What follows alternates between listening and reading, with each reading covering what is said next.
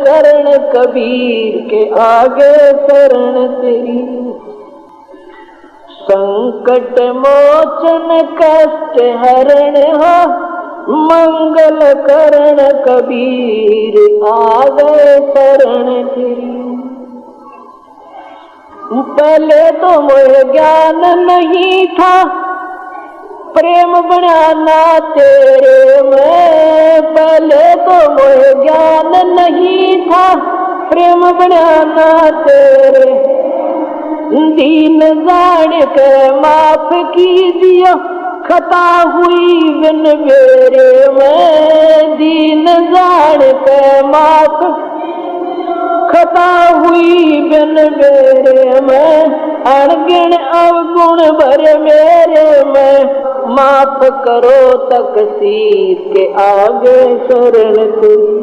संकट मोचन कष्ट मंगल करण कबीर आगे शरण तेरी। संकट मोचन मंगल करण कबीर के आगे शरण तेरी। या गिद्दड़वारी रात 84 आन गिरा हूँ जेरे में। गिद्दड़वारी रात 84 आन गिरा हूँ जेरे में। ऊंची ऊंची लाई छलांगा, यत्न किए बहु तेरे में। ऊंची ऊंची लाई छलांगा, यत्न किए बहु तेरे में। काम क्रोध अहंकार लोभ की मोटी लगी जंजीर के आ गए शरण तेरी। संकट मोचन कष्ट हरण हो, मंगल करण कबीर के। संकट मोचन कष्ट हरण हो, मंगल करण कबीर के। कर्म कुसंगत बहुत किए, वो जाते हैं नहीं कहे। कर्म कुसंगत बहुत की, वो जाते हैं नहीं कहे। आके आप संभालो दाता, 84 में जहाँ बहे। आके आप संभालो दाता, 84 में जहाँ बहे। जन्म मरण के कष्ट सहे, अब मिटो जन की पीर के आ गए शरण तेरी। संकट मोचन कष्ट मंगल करण कबीर के। संकट मोचन कष्ट हरण हो, मंगल करण कबीर के। गुप्त रूप में सर्व काम सारते, जो भी विपता आन पड़े। गुप्त रूप में सब काम सारते, जो भी विपता आन पड़े। एक दिन दर्शन देने होंगे, दीन दयाल नो नहीं सरे। एक दिन दर्शन देने होंगे, दीन दयाल नो नहीं सरे। तुम बिन पापी नहीं करे, मेरा अवगुण भरा शरीर के आ गए शरण। संकट मोचन मंगल करण कबीर के आगे शरण तेरी। संकट मोचन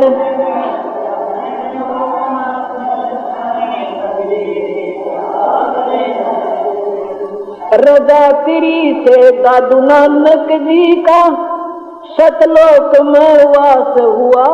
रजा तेरी से दादू नानक जी का सतलोक में वास हुआ। 100% उत्तर की ने जब धर्मदास के विश्वास हुआ। 100% उत्तर की ने तब धर्मदास के विश्वास हुआ। भगत के कारण खवास होया, जगी सुल्तानी की तकदीर के आ गए शरण। संकट मोचन करण कबीर के आगे। संकट मोचन कष्ट हरण हो, मंगल कबीर के आगे।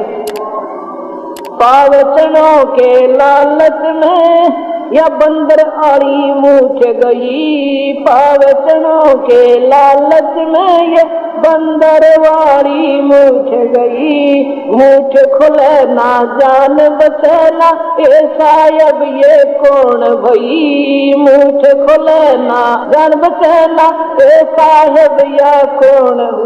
रामपाल सतगुरु शरण लई, खाई शब्द दूध की खीर के आगे शरण से संकट मोचन करण कबीर के आगे। सत साहिब सतगुरुदेव की जय। दंडवतम गोविंद गुरु बंधु अविजन सोए, पहले भय प्रणाम तिन नमो जो आग ओवे। पुण्यात्माओं, आप जी का सौभाग्य है कि आप सतलोक आश्रम बरवाला, जिला हिसार, हरियाणा के अंदर आज सत्संग श्रवण करने के लिए उपस्थित हुए। पुण्यात्माओं, इस दास ने सभी सदग्रंथों का अध्ययन किया, सभी पवित्र धर्मों के सदग्रंथों का तथा अन्य महापुरुषों के द्वारा दिए गए आध्यात्मिक अनुभव की पुस्तकों का गहन अध्ययन किया और वर्तमान के जितने संत महंत आचार्य शंकराचार्य मंडलेश्वर हैं उनके सत्संग सुने, उनको भी अच्छी तरह जाना। फिर उन दोनों का वर्तमान के या पूर्व के जितने ऋषि महर्षि आचार्य शंकराचार्य संत महंत मंडलेश्वर हुए हैं, उनके अनुभव को देखा सुना। और फिर अन्य सदग्रंथ जो हमारे सदग्रंथ हैं, पवित्र प्रत्येक पवित्र धर्म के पवित्र सदग्रंथ हैं, उनसे उनको जांच करके देखा तो दास ने पाया कि उन ऋषि महर्षि आचार्यों और शंकराचार्यों का और संतों और महंतों का जो अपना अनुभव है वो हमारे सदग्रंथों के विरुद्ध है, विपरीत है।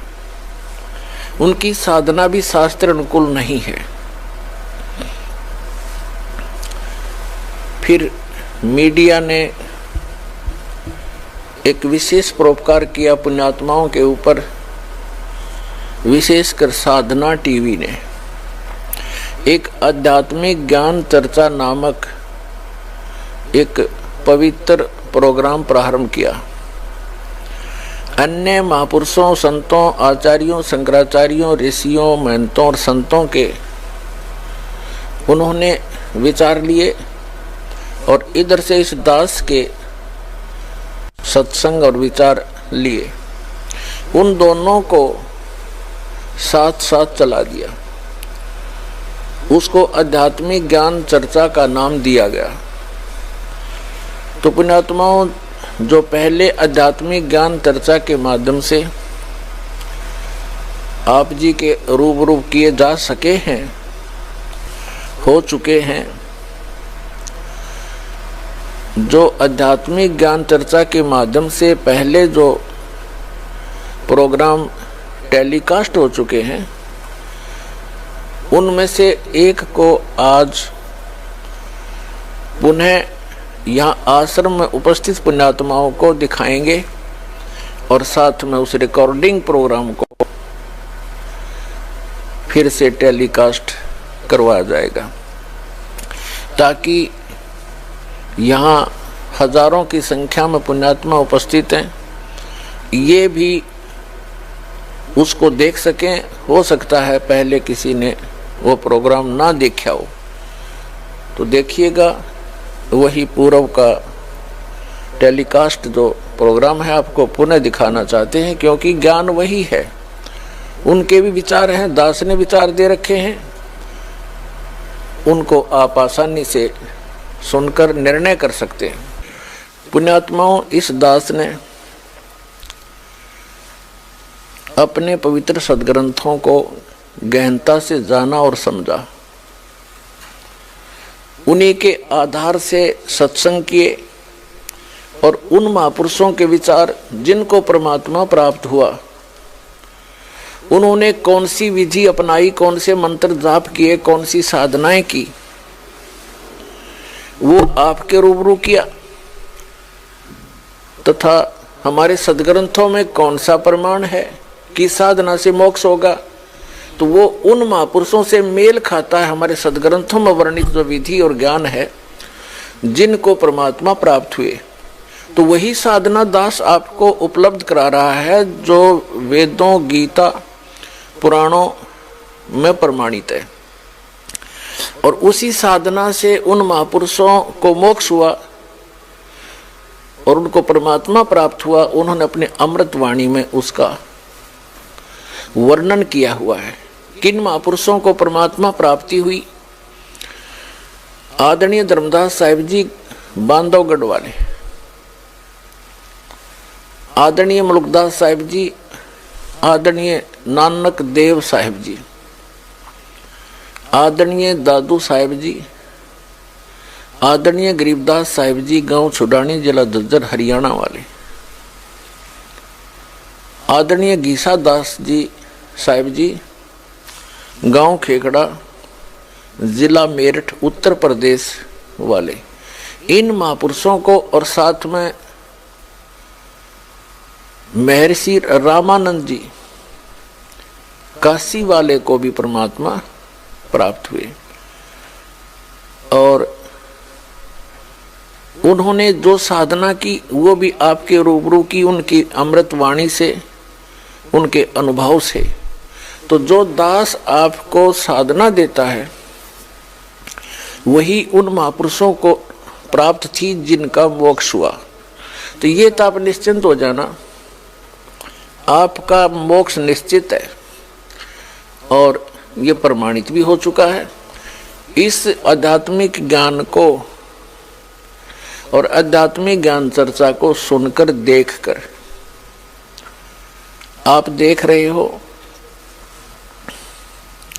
प्रत्येक सत्संग में किस प्रकार ये उमड़कर नए श्रद्धालुओं की भीड़ आ रही है, दीक्षा प्राप्त कर रहे हैं। और जो परमात्मा सुख दिया करते हैं, हम सुना करते थे, आज वो सतलोक आश्रम बरवाला में इन सभी पुण्यात्माओं को प्राप्त हो रहे हैं। क्योंकि कबीर इज गॉड, हम कबीर साहब के अनुयायी हैं और कबीर साहब किसी व्यक्ति विशेष का नहीं है, ये पूर्ण परमेश्वर हैं। सभी जीव उस कबीर परमात्मा के ही बच्चे हैं। वो आप सभी के लिए ही प्रयत्न करवा रहा है हम दासों से कि उस परमात्मा का संदेश उसके बच्चों तक हम पहुंचा सके। जितना हमारा सामर्थ्य है उसके आधार से हम कोशिश कर रहे हैं। कृपा कबीर परमेश्वर जी की ही साथ है, तभी ये सफलता मिल रही है।